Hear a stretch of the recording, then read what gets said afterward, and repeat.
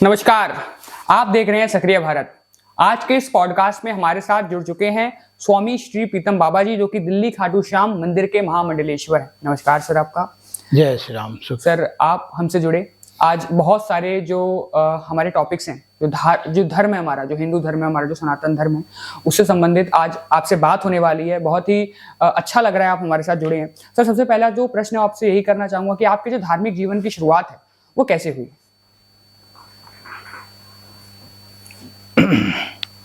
शुरू से ही धर्म के प्रति, साधना के प्रति रुचि थी और इस वजह से साधना से जुड़ते जुड़ते अध्यात्म की दुनिया में चला आया। जी। साधना के प्रति रुचि थी, शुरू से ही धार्मिक कार्य अच्छे लगते थे। मैं शुरू से राष्ट्रीय स्वयंसेवक संघ, जो आरएसएस कहते हैं, जी, आरएसएस से जुड़ा, आरएसएस में प्रचारक भी रहा और उसके बाद फिर विश्व हिंदू परिषद में रहा। राम जन्मभूमि आंदोलन से सक्रिय रूप से जुड़ा। बाबरी मस्जिद जी, जो प्रकरण था, वहाँ जो एक ढांचा था अयोध्या में, जी, उसको ध्वस्त करने में कार सेवा में भी रहा। तो इस तरह से बस जुड़ता चला गया। अयोध्या में सर राम मंदिर बन चुका है। हाँ। 500 वर्षों के संघर्षों के बाद हमारे पास हमारा राम मंदिर है। पिछले वर्ष उसकी स्थापना हुई। तो क्या कुछ आपका अनुभव रहा? आप गए हैं उस मंदिर में? हाँ, कई बार गया जी।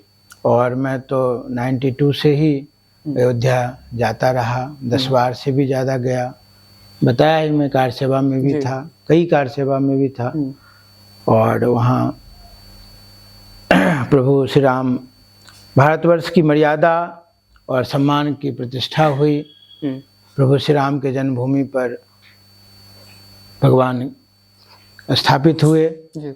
हमारा राष्ट्र, हिंदू समाज जग रहा है जी। भगवान राम की कृपा से।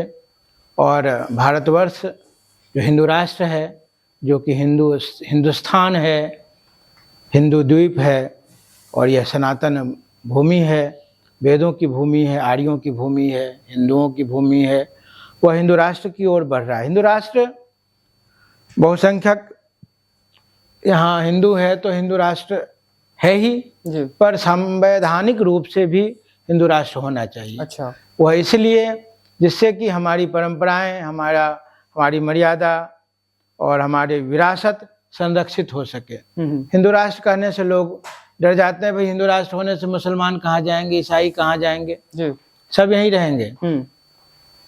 जो भी भारतवर्ष के प्रति वफादार है वो यहीं रहेंगे। आप पूरे यूरोप में 50 देश होंगे जो कम से कम ईसाई देश हैं। जैसे इंग्लैंड ही है, प्रोटेस्टेंट क्रिश्चियन देश है, पर क्या वहाँ दूसरे धर्म के लोग नहीं रहते?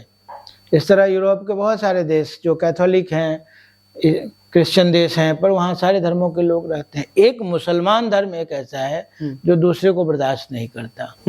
पूरे उसके बावजूद भी पूरे सऊदी अरब में, दुबई में, कतर में बहुत सारे हिंदू रहते हैं। उसके बावजूद भी, जबकि पूरे दुनिया में इस्लाम एक कट्टरता का प्रतीक है। सीरिया में, इराक में, ईरान में दूसरे धर्म के लोग नहीं रह सकते। पर हिंदुत्व तो हमेशा सहिष्णु धर्म रहा। पूरे दुनिया को शरणागति दी। पारसी पूरे विश्व में कहीं नहीं है, पर हमारे यहाँ है। और भारत में पारसियों को, पारसी जो ईरान था, ईरान पर्सिया बोलते थे उसको, और ईरान से वो भागे। सारे ईरान को मुसलमानों ने इस्लाम में कन्वर्ट कर लिया, पर कुछ पारसी भागकर भारत आए। वो आज भी यहाँ भी सुरक्षित हैं। तो हिंदुत्व तो बहुत ही सहनशील और सर्वधर्म समभाव मानने वाला समाज है। हिंदुओं को किसी दूसरे धर्म से कभी कोई आपत्ति न है, न रहेगी। प्रश्न यहाँ कट्टरता से है। दूसरे धर्म के लोग यहाँ आए, भारत पर आक्रमण किए, भारत को गुलाम बनाया और हमारे 50,000 मंदिरों को तोड़ दिया गया, जिसमें राम जन्मभूमि, कृष्ण जन्मभूमि, काशी विश्वनाथ, भोजशाला का सरस्वती मंदिर, दिल्ली में जो कुतुब मीनार में कुतुबुल इस्लाम मस्जिद है, वो मंदिर है 27, जिसमें 24 तो जैन मंदिर ही थे और 3 हिंदू मंदिर, कुल 27 मंदिरों को तोड़कर वो बनाया गया। इस तरह अजमेर में जो दरगाह है वो हिंदू मंदिर था। 2.5 दिन का झोपड़ा करके भी वहाँ एक मस्जिद है अजमेर में, वो भी हिंदू मंदिर था। और इस तरह से अटाला मस्जिद है। वाराणसी में भी बिंदु माधव मंदिर जो आलमगीर मस्जिद कहलाता है वो बिंदु माधव मंदिर था। अटाला जौनपुर में जो अटाला देवी का मंदिर था वो भी आज अटाला मस्जिद बना हुआ है।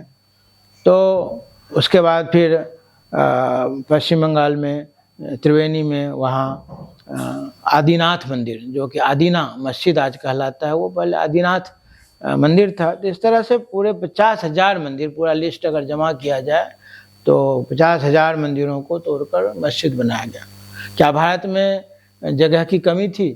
मस्जिद बनाने के लिए तो बहुत जगह थे, पर मंदिर तोड़ करके ही मस्जिद क्यों बनाया गया? क्योंकि वो हमें अपमानित करना चाहते थे। वो दिखाते थे देखो हिंदुत्व पर इस्लाम बड़ा है, इसीलिए पूरे भारत के मंदिरों को तोड़ करके पूरे हिंदुओं को कुचल करके उन्होंने इस्लामिक सत्ता स्थापित की।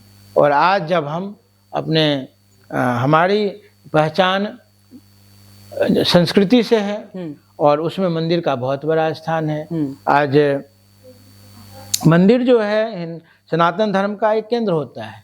मंदिर में गौशाला है, मंदिर में यज्ञशाला है, मंदिर में गुरुकुल होता था, लाइब्रेरी, पुस्तकालय आदि भारतीय संस्कृति की जितने भी शिक्षाएं थी, ज्ञान थी, वो सब मंदिर को आधारित बना करके विकास किया जाता था। मंदिर उसके केंद्र में होता था। मंदिर केवल पूजा पाठ का स्थान नहीं होता था, वरन मंदिर संस्कृति, अध्यात्म, शिक्षा, ज्ञान, हमारे सारे संस्कार, संस्कृति का केंद्र हुआ करता था।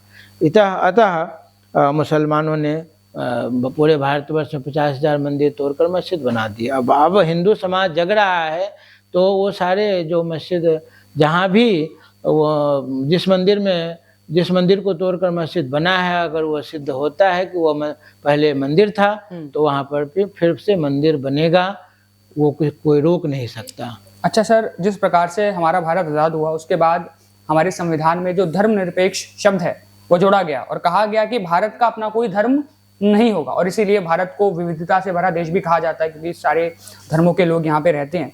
लेकिन जिस प्रकार से जो हमारी बीजेपी की सरकार है, कहा जाता है कि वो हिंदुत्व को बहुत ज़्यादा बढ़ावा देती है और हिंदुत्व राष्ट्र को बहुत ज़्यादा बढ़ावा देती है। तो आपने जैसे कि बताया कि अगर हिंदुत्व राष्ट्र बन भी जाता है तो किसी और धर्मों को किसी भी प्रकार की कष्ट नहीं होगा क्योंकि वो रह सकते हैं वहाँ पे हिंदुत्व राष्ट्र के बावजूद भी। तो क्या आप मानते हैं या फिर क्या आप सोचते हैं कि आने वाले समय में जो भारत है वो एक हिंदुत्व राष्ट्र बन सकता है, और अगर बनेगा तो इससे किसी भी अन्य धर्मों के जो लोग हैं उनको किसी भी प्रकार की हानि नहीं होगी? जैसे मुसलमान की आपने बात करी, तो किसी भी प्रकार की, किसी भी धर्म की हम बात करें, उनको किसी भी प्रकार की चुनौती या फिर संकट का सामना नहीं करना पड़ेगा? बिल्कुल नहीं करना पड़ेगा। हिंदुत्व जग रहा है और भारत के संविधान में जो धर्मनिरपेक्षता शब्द है वो बाद में जोड़ा गया। 1947 के बाद जो हमारे महापुरुष थे, 1952 में जब संविधान बना तो उस समय धर्मनिरपेक्षता शब्द की कोई अवधारणा नहीं थी। धर्मनिरपेक्षता शब्द और समाजवाद शब्द, ये दो शब्द इंदिरा गांधी ने बाद में जुड़वाया संविधान में। तो उस समय का जो धर्म था, जो महात्मा गांधी का जो धर्म था, वह धर्म सर्वधर्म संभाव था। गांधी जी धर्मनिरपेक्ष मतलब जिसका कोई धर्म ना हो। बिल्कुल। लेकिन गांधी जी तो रोज रघुपति राघव राजा राम गाते थे, तो उनकी सभाएं प्रार्थना से शुरू हुआ करती थी। तो वो गांधी जी धर्मनिरपेक्ष नहीं थे, सर्वधर्म संभाव, सभी धर्मों के प्रति बराबर का आदर, बराबर। तो हिंदुओं में तो होता है। आज भी आप देखेंगे मजारों पर मुसलमानों से ज्यादा हिंदू लाइन लगाए हैं। तो हिंदू में बहुत सारे तो अंधविश्वास भी आ गया, बहुत मूर्खता भी आ गई, बहुत 1000 साल तक हिंदू गुलाम रहा, 800 साल तक मुसलमानों का गुलाम रहा, 200 साल तक अंग्रेजों का गुलाम रहा। तो ये अपने अस्तित्व को कहीं ना कहीं वो खोया और हिंदुओं में अधिकांश लोग कुंठित हो गए, तो डिप्रेस्ड और वो कुंठाग्रस्त हो गए। तो मजार पर भी लाइन लगा रहे हैं। तो मजार पर, जबकि वो हमारी संस्कृति नहीं, मजार तो इस्लाम में भी बुरा माना गया है, इस्लाम में भी मजार को कोई स्थान नहीं है, लेकिन हमारे हिंदू लोग वहाँ माथा रगड़ रहे हैं। जो काम हमारे हनुमान जी नहीं कर सकते वो मजार में मरा हुआ मुर्दा कैसे कर सकता है? और फिर भी हिंदुओं को समझाना मुश्किल है। तो अशिक्षा का भी प्रभाव है, अंधविश्वास का भी प्रभाव। पर कोई बात नहीं, संघ, विश्व हिंदू परिषद और तमाम हिंदुत्ववादी संगठन 100 वर्षों तक अपना 4 पीढ़ी खपा दिया संघ ने। तो आज हिंदुओं में जागृति आई है, जिसके परिणाम स्वरूप जो हमारे देव पुरुष तुल्य प्रधानमंत्री नरेंद्र मोदी जी आज सरकार चला रहे हैं, तो उसी जागृति का परिणाम है। नरेंद्र मोदी जी साधारण मानव नहीं है, एक महामानव है, और हम तो कहें कि अवतार के समान हैं, जो भारतवर्ष को उसकी पुनः मर्यादा को स्थापित करने के लिए भगवान द्वारा भेजा हुआ हनुमान जी के दूत हैं जी, हमारे मोदी जी। और आगे योगी जी भी वो दूसरे दूत के रूप में भी जगह ले लेंगे, वो भी आ रहे हैं। अच्छा। तो हमारा हिंदुत्व का जो भविष्य बहुत ही उज्जवल है, और इस तरह अगर हम हिंदू समाज संगठित रहा तो बिना किसी को नुकसान पहुंचाए, बिना किसी को नुकसान। आज विश्व का परिदृश्य ऐसा है कि हम चाहे मुसलमानों को भगा दें ऐसा नहीं हो सकता, ईसाइयों को भगा दें ऐसा नहीं हो सकता जी। लेकिन हम हिंदुत्व को स्थापित करें ऐसा तो हो सकता है, ऐसा तो होना ही चाहिए, क्योंकि वो हमारे पहचान का विषय है। आज राम जन्मभूमि अयोध्या में मंदिर बना, कितने मुसलमान लोग वहाँ आजीविका पा रहे हैं। अगर कोई मुसलमानों का वहाँ पर दुकान है तो वो थोड़ी है कि वहाँ लोग सामान नहीं खरीद रहे हैं, वो भी खरीद रहे हैं। लेकिन मुसलमानों के कट्टरता के कारण हिंदुओं में थोड़ी बहुत कट्टरता की बात आ जाती है, नहीं तो हिंदू धर्म से तो मुसलमानों को हमेशा फायदा हुआ है। आज हिंदू त्योहारों में जो कुछ भी, आज पतंगे, अभी पतंग उड़ेगी ना जी, तो पतंगे उड़ रही राजस्थान में, गुजरात में अभी बसंत पंचमी आ रहा है, तो पतंग अधिकांश आप देखेंगे मुसलमान बनाते हैं, हिंदू खरीदते हैं। उसी तरह रक्षाबंधन आता है तो जो ये राखी बनता है अधिकांश मुसलमान लोग बनाते हैं। तो हिंदुओं से तो सभी को फायदा है, किसी को नुकसान। हिंदू आज तक किसी मस्जिद को नहीं तोड़ा। जो बस बाबरी मस्जिद जिसको बोलते हैं, वो मस्जिद कभी बना ही नहीं। भले ही जबरदस्ती वो बाबरी मस्जिद बना दिया गया, पर हिंदू कभी उसमें नमाज होने ही नहीं दिया। 1.25 लाख हिंदुओं का वहां पर बलिदान हुआ, शहीद हुए, पर मस्जिद उस बाबरी ढांचा में कभी नमाज नहीं पढ़ा गया, तो नहीं पढ़ा गया। और जहां नमाज नहीं पढ़ा गया वो मस्जिद नहीं हो सकता। तो इस तरह वो ढांचा का ढांचा ही रहा, और वो ढांचा जो हिंदू धर्म पर, भारतवर्ष पर कलंक था, वो भी आज खत्म हो गया। और ऐसे जितने ढांचे हैं पूरे भारतवर्ष में, वो सब खत्म होंगे, धीरे धीरे खत्म होंगे। और आगे ऐसा माहौल बन रहा है, मुसलमान आगे खुद आकर कहेंगे भाई ले लो अपना, मुझे बख्श दो। क्योंकि आज योगी जी का जो हिसाब किताब उत्तर प्रदेश में चल रहा है, आज मुसलमान लोग हनुमान चालीसा आगे आकर पढ़ रहे हैं। तो किसी तरह मुझे भाई, हम में आतंकवाद, मुसलमान का पर्याय हो गया था आतंकवाद, मुसलमान का पर्याय हो गया था कट्टरता, दूसरे धर्म के लोगों को मारना, काटना। कुरान में भी लिखा हुआ है, जो इस्लाम को नहीं मानता वो काफिर है, और काफिरों को मारना पुण्य का काम है। उसे मार दो, खत्म कर दो, काफिरों की संपत्ति को लूट लो, उसके स्त्रियों को लूट लो, बहन बेटियों को लूट लो, तुम्हारे लिए जायज है। उसको माले गनीमत कहते हैं। माले गनीमत का मतलब होता है पुरस्कार, अल्लाह के द्वारा दिया गया पुरस्कार। तो वो कॉन्सेप्ट है उनके भीतर, कुरान में लिखा है। जो सारा संसार, पूरी दुनिया अल्लाह ने मुसलमानों के लिए बनाई, और जो गैर मुसलमान हैं वो इस दुनिया का जो भी उपयोग कर रहे हैं वो गैर इस्लामिक है, उसे हमें छीन लेना चाहिए, क्योंकि हमारा हक वो यूज कर रहे हैं। ये भावना मुसलमानों को ब्रेन वॉश कर दिया गया है, हमारा हक दूसरे लोग यूज कर रहे हैं, इसलिए उनसे छीन लेना। मुसलमानों की जो भावना है, जो मुसलमान नहीं है उसको खत्म कर दो। और हिंदुओं की भावना है वसुधैव कुटुंबकम। हिंदुओं की भावना है भवेत्य विश्व एक नीडम। नीडम कहते हैं घोंसला को, उससे भी क्लोजेस्ट कॉन्सेप्ट है। पूरा विश्व एक घोंसला हो जाए, घर भी नहीं, एक घोंसला हो जाए। भवेत्य विश्व एक नीडम, वसुधैव कुटुंबकम, सर्वे सन्तु निरामया, सर्वे भवन्तु सुखिना। सर्वे शब्द का प्रयोग किया हमने, हिंदू शब्द का प्रयोग नहीं किया। तो हिंदुत्व की भावना हुआ है। हिंदू पूरे दुनिया में जहां भी हैं, जहां भी गए, उस देश के प्रति वफादार हैं। आज इंग्लैंड में मुसलमानों को देखें, वो आतंक मचाए हुए हैं। आज वहाँ के इंग्लैंड के लोगों, जो क्रिश्चियन लोग हैं, उनके बहू बेटियों को जिहाद के नाम पर उन्हें मार रहे हैं। उन्हें धर्म परिवर्तन करने के लिए दबाव डालते हैं, धर्म परिवर्तन नहीं करने पर उन्हें मार रहे हैं, खत्म कर रहे हैं। जैसे भारत में भी लव जिहाद के नाम पर ऐसा करते हैं। ऐसा इंग्लैंड बहुत ही तबाह हो रहा है इस्लामिक इस गतिविधि से, और इस इंग्लैंड में बहुत जल्दी प्रतिक्रिया शुरू हो जाएगी मुसलमानों के प्रति। फ्रांस में भी हुआ, फ्रांस में मुसलमानों को भगाया गया, इंग्लैंड में भी होगा और पूरी दुनिया में होगा। ऑस्ट्रेलिया में कोई मुसलमान बसे तो जापान में कोई नहीं बच सकता मुसलमानों को ठीक। चीन एक सेकुलर नहीं, कम्युनिस्ट कंट्री है, नास्तिक देश है, पर वो भी मुसलमानों को ठीक करके रखता है। तो और लेकिन हिंदुओं को, हिंदू तो इंग्लैंड में जाता है तो वहाँ का प्रधानमंत्री बन जाता है। कैसे बनता है? जबरदस्ती बना क्या?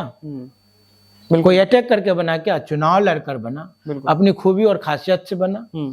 आज अमेरिका का जो वाइस प्रेसिडेंट है हिंदू है, भारतीय है, कैसे बना? अपने खूबी और खासियत से बना।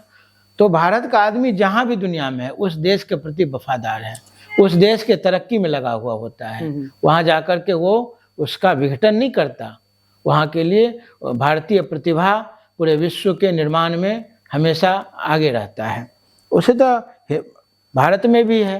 भारत में भी हम अपनी परंपरा, संस्कृति, मर्यादा और विश्व के कल्याण के लिए हिंदू राष्ट्र की आवश्यक है, क्योंकि दुनिया समझे, जो पूरे दुनिया को सहेजने की, समेटने की, पूरी दुनिया में शांति कायम करने का अगर कोई वाद है तो वो हिंदूवाद है। हिंदूवाद के माध्यम से ही पूरी दुनिया में शांति हो सकती है। कम्युनिज्म से तो नहीं आया ना पूरे देश में शांति, कम्युनिज्म खत्म हो गया। पूंजीवाद चल रहा है, पूंजीवाद से भी दुनिया में शांति नहीं। पूंजीवाद भी घोर स्वार्थवाद होता है, वो भी नष्ट हो जाएगा। अच्छा। और हिंदुत्व में जो है, जो हम सबका ख्याल रखते हैं, एक सिख धर्म है, हिंदू धर्म का ही अंग है सिख धर्म। उसमें कहता है परिश्रम करो, मिल बांट कर खाओ। कहते गुरु नानक देव जी का ये आदेश है, परिश्रम करो, मिल बांट कर खाओ। आज पूरी दुनिया में जितने भी गुरुद्वारा हैं, पूरी दुनिया में 2 करोड़ 3 करोड़ सरदार सिख होंगे, और पूरे दुनिया में 8-10 करोड़ लोगों को रोज वो खाना खिलाते हैं। पूरे दुनिया के गुरुद्वारा में दिन रात लंगर चलता रहता है, प्रसाद चलता रहता है, लोग आते हैं, खाना खाते रहते हैं। तो ये कॉन्सेप्ट हिंदुत्व का कॉन्सेप्ट है, जो मिल बांट कर खाओ। और वह कॉन्सेप्ट पूरी दुनिया में शांति, सद्भावना, सहिष्णुता के आधार पर पूरी दुनिया में शांति कायम होगा, और एक मनुष्य को दिव्य डिवाइन लाइफ प्राप्त होगा हिंदुत्व से। अगर पूरे विश्व आज आक्रांत है तो वो उन्हें शांति नहीं है। अमेरिका में, कनाडा में, ऑस्ट्रेलिया में, रूस में धन बहुत आ गया पर उन्हें शांति नहीं है। वो सनातन की तरफ आ रहे हैं। इस्कॉन के माध्यम से आज इसका कनाडा में बहुत लोग हिंदू धर्म को मानने के लिए आ रहे हैं।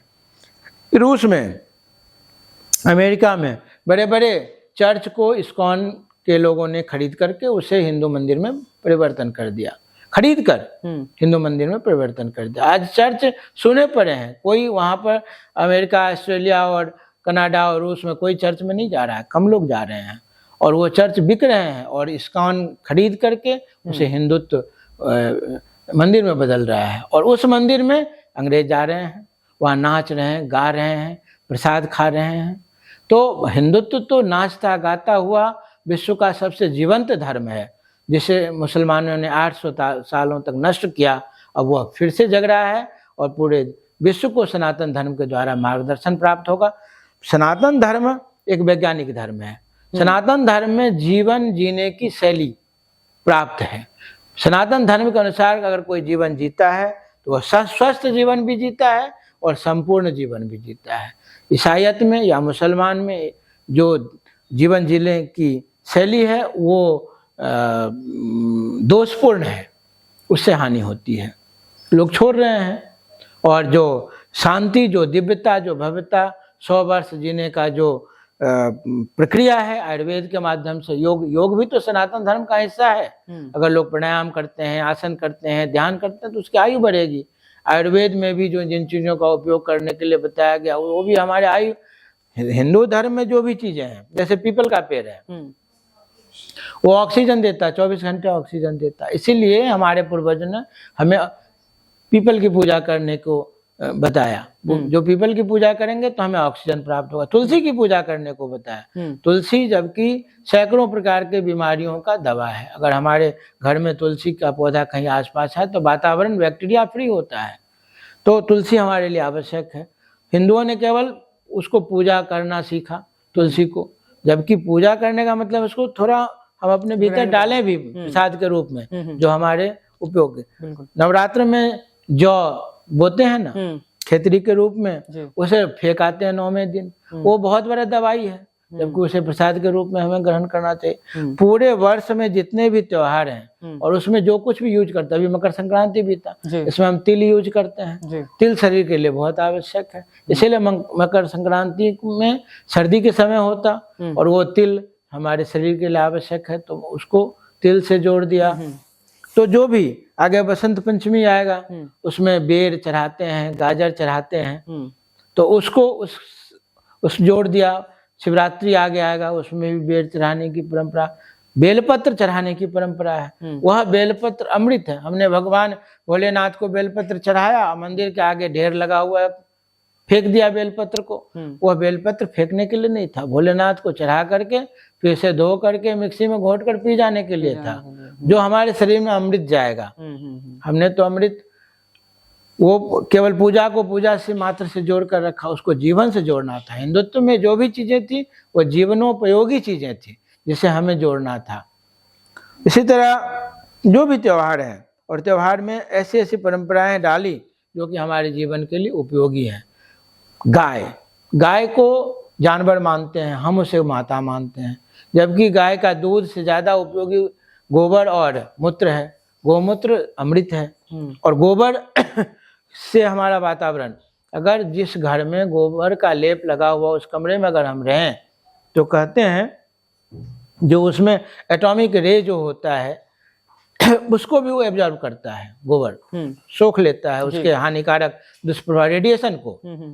तो गोबर में इतनी क्षमता है, तो वो गाय में है वो क्षमता। गाय से इसीलिए जोड़ा गया। गंगा जल को लें तो गंगा जल, अभी कोरोना के समय में बीएचयू के कुछ वैज्ञानिकों ने गंगा जल में कुछ अनेक प्रकार के बीमारियों को इंजेक्ट किया जी।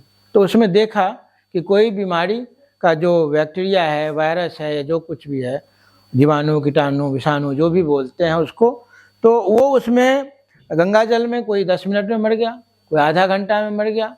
कोरोना के भी जो वो बैक्टीरिया थे वो उसमें मर गए। तो इस तरह से गंगा जल को हमने केवल जल मान लिया, पूरे शहरों की गंदगी उसमें जा रही है, बह रही, नाला बह रहा है, गंगा को हमने बर्बाद किया। जबकि गंगा के रूप में भगवान ने हमें अमृत दिया था। पूरे भारतवर्ष के लोगों को कम से कम नित्य गंगा जल का अगर पान करें, गंगा जल को शुद्ध करके हम पिएं, तो हमारे आधी बीमारी इससे दूर हो जाएंगे। पर हम गंगा जल का उपयोग नहीं करते हैं, वो बर्बाद चला जाता है, और तो और उसको हम गंदा करते हैं। उसी तरह हवन है। हवन में जिन जड़ी बूटियों का उपयोग होता है, गिलोय का, सूखा आंवला का, सूखा बेल का, अगर तगर, 84 प्रकार के ऐसे जड़ी बूटी हैं जो कि हम हवन में डालते हैं। तो अभी उसका भी बीएचयू में परीक्षण हुआ कोरोना के टाइम में। जो कोरोना का जो जहाँ पर एक जार में बैक्टीरिया डाला गया और उसमें इन जड़ी बूटियों, जिसमें गूगल थे, राल था, इन जड़ी बूटियों के धुआं को उसमें डाला गया, तो बैक्टीरिया उससे खत्म हुआ। तो हमारे पूर्वज लाखों साल पहले इस बात को जान चुके थे कि जिस वातावरण को हम हवा को ग्रहण करते हैं, उस हवा को शुद्ध करने की प्रक्रिया कहीं नहीं है। कोई कर रहा है हवा को शुद्ध? ईसाई कर रहे हैं, मुसलमान कर रहे हैं? नहीं कर रहे, कोई नहीं कर रहा। केवल हिंदू धर्म, सनातन धर्म के लोग ही हवा को भी शुद्ध करते हैं। कैसे शुद्ध करते हैं? तो यज्ञ के द्वारा। हवा कैसे आप शुद्ध करेंगे? पूरे वातावरण में इतना बड़ा वातावरण है, तो जब हम यज्ञ करके 84 प्रकार के जड़ी बूटियों को आग में डालते हैं, तो उससे जो धुआं होता है, उस धुआं से हमारा वातावरण शुद्ध होता है। तो इस तरह से सनातन धर्म हमारे जीवन से, हमारे मतलब जीवन की जरूरतों से भी जुड़ा हुआ है। केवल आस्था और विश्वास का विषय नहीं है। सनातन धर्म तो आज वैज्ञानिक कसौटी पर कसा जा रहा है और ये खरा उतर रहा है। सर जैसे कि आपने बात करी सनातन धर्म की, आपने बात करी बहुत सारी जो चीजें हैं जो विज्ञान में हमें आज देखने को मिलती है, वो काफी समय से हमारे सनातन धर्म ने पहले ही उसको स्पष्ट कर दिया था, जो कि आज लोग विश्वास कर रहे हैं और बोलते हैं कि ये विज्ञान है। अच्छा, आपने ये भी बताया कि देश विदेश से जो लोग हैं वो आ रहे हैं, सनातन धर्म को अपना रहे हैं देश में हमारे, लेकिन हमारे ही देश के जो कुछ लोग हैं वो कहीं ना कहीं सनातन धर्म से हमारे दूर जा रहे हैं या फिर उसके अगेंस्ट में चले जाते हैं, बोलते हैं कि अंधविश्वास है। जो धर्म है इसमें जो बहुत सारी जो चीजें हैं, जैसे कि हम त्योहार जो होता है, जैसे कि आपने बताया बहुत सारी जो चीजें हैं उसमें पूछते हैं और उसको ग्रहण करना चाहिए हमें, लेकिन हम उसको पेड़ के नीचे मंदिरों में फेंक के चले जाते हैं। तो क्या आपका व्यू होगा इस पर, क्योंकि लोग तो अपना रहे हैं, देश विदेश से लोग आ रहे हैं, लेकिन हमारे ही जो लोग हैं अपने ही धर्म से कहीं ना कहीं दूर होते हमें दिख रहे हैं। वो तो 800 साल तक मुसलमानों ने इस देश को गुलाम बनाया, 200 साल तक अंग्रेजों ने बनाया। तो अंग्रेजों ने 200 साल की गुलामी में जो नई शिक्षा पद्धति बनाई, उस नई शिक्षा पद्धति को पढ़ने वाले जो नए लोग हैं जी, तो उनके दिमाग में वो शिक्षा पद्धति घुसी हुई, वो उसी के दृष्टिकोण से सोचते हैं, देखते हैं। तो उसमें उन्हें बहुत चीजें अंधविश्वास जैसी भी लगती हैं। कुछ अंधविश्वास है भी, होगा भी। जैसे हिंदू हम मजारों पर लाइन लगा रहे हैं तो वो तो पूरा का पूरा अंधविश्वास है। ऐसे कई अंधविश्वास हैं भी जो कि अशिक्षा के कारण आ गए जी। पर कुछ चीजें वैज्ञानिक है तो उसका आपस में हम तर्क वितर्क करके उसका जो वैज्ञानिक कसौटी पर खरा उतरता है हमारा जो विश्वास है उसको हम माने, जो नहीं होता उसको छोड़ दें। कोई जरूरी, जैसे घर के आगे नींबू टांगना कोई जरूरी नहीं है, वो अंधविश्वास है। लेकिन हम नींबू को रोज सेवन करें ये तो हमारे लिए जरूर आयुर्वेद के दृष्टिकोण से अमृत तुल्य माना गया है जी। तो उसी तरह हम उन कसौटियों पर तौलें अपने धर्मशास्त्र की बातों को विज्ञान की कसौटियों पर तौलें। बहुत सारी चीजें अभी सिद्ध होंगी, बहुत सारी चीज आगे भी सिद्ध होगी। जैसे सूर्य की रोशनी में सूर्य नमस्कार करने की बात आती है, तो जब तक हम सूर्य नमस्कार करते हैं तब तक सूर्य की रोशनी में रहते हैं, उससे हमें उससे हमारे शरीर को फायदा है। गंगा में स्नान करते हैं, गंगा जल से फायदा है। गौ माता को मान करके अगर गो दूध का पालन करते हैं, गोमूत्र का पालन करते हैं तो उससे हमें फायदा है। पीपल को अगर हम देवतुल्य मानकर कहीं पीपल के पौधा को लगाते हैं अथवा लगा हुआ पीपल के पेड़ को नहीं नष्ट करते हैं तो उस सबसे लाभ होता है हमारे समाज को, हमारे धर्म को। तो उससे जीवन को फायदा है, धर्म को तो बाद में, लेकिन जीवन को फायदा है। और हिंदुत्व तो हमेशा विश्व मानवता का पोषक रहा है। पूरे दुनिया में जहाँ भी इस्कॉन के द्वारा आज धर्म परिवर्तन हो रहा है तो लोग स्वेच्छा से परिवर्तन कर रहे हैं। और आज भारतवर्ष कल को हिंदू राष्ट्र बने या ना भी बने पर कहते हैं कि जो रूस अगले 10-5 सालों में हिंदू राष्ट्र हो जाएगा। मतलब इतनी जल्दी लोग वहाँ पर सनातन धर्म को स्वीकार कर रहे हैं। सर एक अंतिम प्रश्न लूँगा आपसे कि जो सनातन बोर्ड है उसकी बहुत मांग आजकल बढ़ गई है। जैसे वक्फ बोर्ड है उसमें संशोधन की बात चल रही है, खैर वो अलग बात है। सनातन बोर्ड की मांग चल रही है। हमारे जो धर्म संसद के जो गुरु वहाँ बैठते हैं उन्होंने भी सनातन बोर्ड की बात करी है, तो क्या कुछ आपकी टिप्पणी होगी इस पर? सनातन बोर्ड तो हमारा अधिकार है, न्याय सम्मत है। जो वक्फ बोर्ड है, वक्फ बोर्ड तो हिंदुओं के साथ और भारतवर्ष के साथ धोखा है। क्योंकि आज पूरे भारतवर्ष में सबसे ज्यादा जमीनें 15 लाख एकड़ के लगभग जमीनें रेलवे के पास है और 12 लाख एकड़ के आसपास जमीनें आर्मी सेना में है और 10 लाख एकड़ के बराबर जमीनें वक्फ बोर्ड के पास है। क्यों है भाई? उसे क्या उपकार हो रहा है देश को? क्यों है? बड़ी ही दोहरी बात है और बड़ी ही बेशर्म की बात है और गद्दारी की बात है कि जो मुसलमान 1947 में एक तो बहुत कम मुसलमान गए, जबकि भारतवर्ष का बंटवारा धर्म के नाम पर हुआ था। तो तरीका पूरे भारतवर्ष में 1947 से पहले 23% मुसलमान थे और भारतवर्ष का हिस्सा पाकिस्तान और बांग्लादेश लगाकर 30% होता है। तो 23% मुसलमानों को 30% जमीन दे दिया गया। उसके बावजूद भी 2-4-5% मुसलमान यहाँ से गए, जबकि तरीका तो ये था कि जब तुम्हारा हिस्सा तो दे दिया गया तो तुम 100% अदला बदली होना चाहिए था। भारतवर्ष के बचे हुए हिंदुस्तान के सारे मुसलमान को पाकिस्तान चले जाना चाहिए और पाकिस्तान के सारे हिंदुओं को भारत आ जाना चाहिए। ऐसा मैंने अम्बेडकर जी ने कहा अपनी पुस्तक में, सरदार पटेल जी ने ऐसा कहा, लेकिन नहीं हुआ। मुसलमान यहाँ से थोड़े बहुत गए। अच्छा, जो मुसलमान यहाँ से गए तो पाकिस्तान से जो हिंदू भारत आए 60%, 70%, 80% तक हिंदू भारत आ गए। 5-7%, 10% बांग्लादेश में रहे और 2-5% पाकिस्तान में रह गए। तो जो यहाँ से मुसलमान पाकिस्तान गए तो उनको वहाँ हिंदुओं की संपत्ति, जो पाकिस्तान में हिंदू छोड़ करके भारत आ गए थे, तो उनको यहाँ से भारत से जाने वाले मुसलमानों को हिंदू पाकिस्तान में रह रहे हिंदुओं की संपत्ति दे दी गई। ठीक है, लेकिन भारत में सेम होना चाहिए। जो यहाँ से मुसलमान जो पाकिस्तान गए, जो थोड़े बहुत भी गए, तो यहाँ वहाँ से आने वाले हिंदुओं को यहाँ के मुसलमानों की संपत्ति दे दी जानी चाहिए थी, नहीं दी गई। उन्हें सड़कों पर मरता हुआ छोड़ दिया गया। इसी गुस्से के कारण तो नाथूराम गोडसे ने जो काम किया वो उसी रिएक्शन का परिणाम था। तो यहाँ पर दिल्लियों में लोग सर्दियों में, अगस्त का महीना था, वर्षा हो रही थी, सारे हिंदू भीग रहे थे, कहीं रहने का ठिकाना नहीं था। तो पंडित नेहरू ने क्या किया, वो जो यहाँ के मुसलमानों की जो संपत्ति थी उसको बड़े ही कूटनीतिक रूप से और बड़े ही मतलब धोखाधड़ी के साथ वक्फ बोर्ड नाम का एक संस्था बना दिया। वो सारी संपत्ति उसमें डाल दी गई।